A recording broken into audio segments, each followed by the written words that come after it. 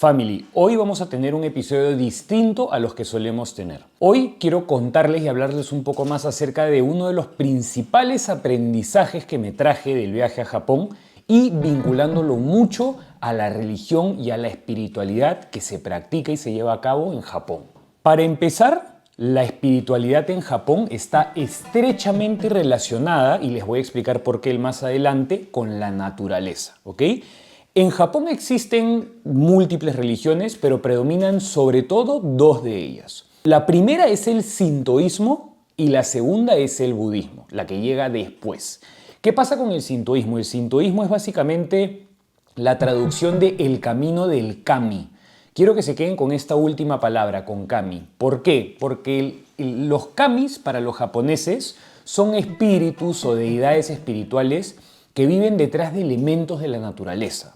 Por ejemplo, ellos consideran que hay kamis en los árboles, en el mar, en la arena, en las plantas y también, por ejemplo, en los fenómenos de la naturaleza. Cuando estábamos, por ejemplo, en Kanazawa, que es una de las ciudades donde hay un castillo muy famoso que es el Castillo de Kanazawa, ahí aprendimos que, por ejemplo, en el transcurso de, si no me equivoco, 20 años, el castillo se incendió 3 veces y prácticamente que se redujo a ruinas en una cuarta. Y ellos no lo veían, no lo contemplan esto como qué catástrofe, qué tristeza esto que nos ha pasado, sino lo ven como un acto divino.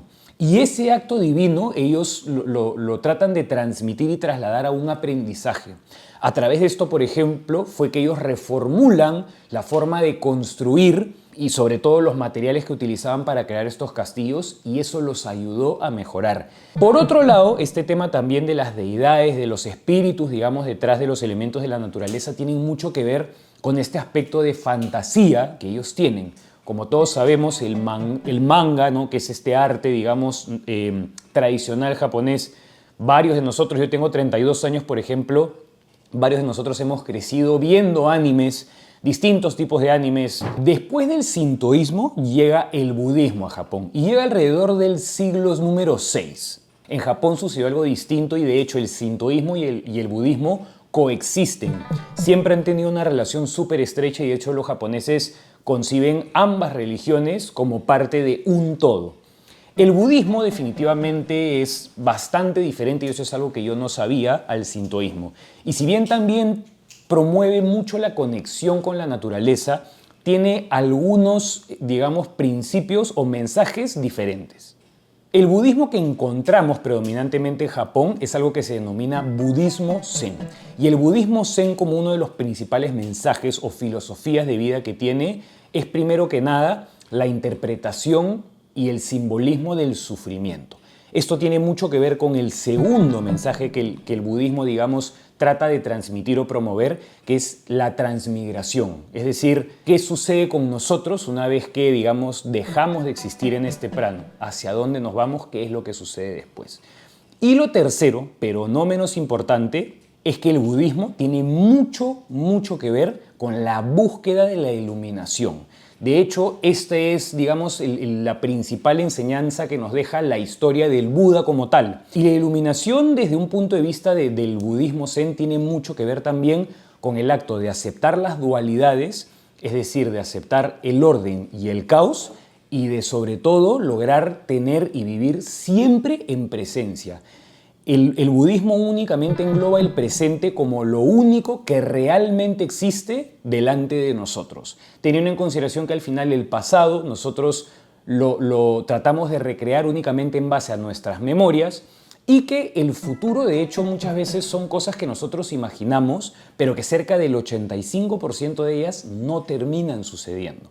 El budismo zen promueve mucho eso, el tratar de estar presente por encima de todas las cosas y el también siempre tener presente que en la vida van a existir momentos de orden y que estos momentos de orden, para ser ordenados, necesitan de la presencia de momentos de caos. Yo personalmente quería mucho aprender sobre el budismo zen y en Kanazawa tuvimos la oportunidad de visitar uno de los museos más simples, minimalistas, pero a la vez espectaculares a los que he tenido la oportunidad de ir en mi vida, que era el Daiichi Suzuki Museum. Este era un museo creado bajo la filosofía y estética wabi-sabi. Para los que no conocen la estética o digamos esta filosofía de vida wabi-sabi, tiene que ver mucho con aceptar la imperfección y de hecho va bastante en línea con el budismo zen. Se utilizan muchas texturas, por ejemplo, provenientes de elementos naturales, se busca incorporar la arquitectura con elementos de la naturaleza. En realidad tú pasabas por un camino donde habían árboles enormes, había mucho verde, dabas cuenta que había mucha vegetación, mucha vida. El museo en sí tenía una gran parte que era como, digamos, una parte de agua, como si fuera una pileta. Este museo era un museo dedicado a Deitaro Suzuki. Deitaro Suzuki es uno de los filósofos japoneses más influyentes, digamos, en el budismo en Occidente, ya que él fue uno de los grandes responsables de trasladar los aprendizajes y las enseñanzas y la filosofía de vida del budismo zen a Occidente. Era un museo que desde que entrabas hasta que te ibas tenías que prácticamente que guardar silencio absoluto. ¿Por qué? Porque básicamente constaba o se dividía en 3 principales espacios. Estos 3 espacios de hecho habían sido creados para experimentar 3 cosas. Seihaku, que es lo que ellos consideran como tranquilidad. Shizen, que es lo que ellos interpretan como conexión o contacto directo con la naturaleza. Y Hiyu, que es lo que ellos interpretan como libertad. Más allá de la visita del museo y más allá de haber tenido tiempo para leer muy brevemente acerca del autor, digamos, ¿no? de Suzuki, pudimos pasar una cierta cantidad de tiempo en silencio, literal, pensando, escuchando los sonidos de la naturaleza en una sala que es llamada el cuarto, la sala de la meditación, que en realidad tú te sentabas en cualquiera de las 4 bancas, era un cuarto totalmente cuadrado y sí, definitivamente sentías que era un espacio distinto. Te incentivaba mucho a eso, a la introspección, al silencio, a escucharte a ti mismo. Salimos de verdad muy relajados y muy tranquilos porque esa es un poco la onda que tenía el museo, ¿no? Más bien era un museo que buscaba mucho promover la calma, la quietud, el silencio, la autoevaluación y la introspección, que es uno de los principios del budismo zen. De hecho, en el museo tuve la oportunidad de traerme una de las obras más famosas de Deitaro Suzuki. Solamente habían 2 obras en inglés, que de hecho son la recopilación de varias otras obras o libros que él ha tenido a lo largo de los años. Yo me traje este libro que se llama Essays in Zen Buddhism, que básicamente es ensayos en budismo zen, y me lo traje también como un medio para aprender y ahondar mucho más en lo que es el budismo zen. Yo personalmente soy una persona agnóstica. Yo creo en alimentar la vida espiritual, pero no considero que exista una religión que tenga la verdad absoluta. Entonces lo que yo busco en realidad es tratar de nutrir y alimentar mi vida espiritual aprendiendo acerca de distintas religiones y también leyendo acerca de filosofía. Durante muchos años, y algo que a mí, por ejemplo, en la pandemia me ayudó realmente a psicológicamente poder salir de esta incertidumbre en la que nos encontrábamos, fue apoyarme mucho en el estoicismo, que es una corriente filosófica de Occidente, digamos, en Europa, que se hizo muy fuerte, y esto fue lo que me llevó a despertar, digamos, tanto interés por el budismo zen. Este libro de verdad recién lo estoy leyendo, voy cerca de 100 páginas y sí me está dejando aprendizajes muy, muy importantes, que son cosas que en realidad sentí y percibí por primera vez cuando estaba en el viaje, pero que claro, ahora conforme lo voy leyendo les voy encontrando aún más simbolismo, voy conectando de una manera distinta. De hecho, este libro, por ejemplo, como no venía con separador, estoy usando lo que fue en realidad el ticket de entrada al museo, que tiene un arte bastante peculiar y bueno, también evidentemente tenerlo como recuerdo.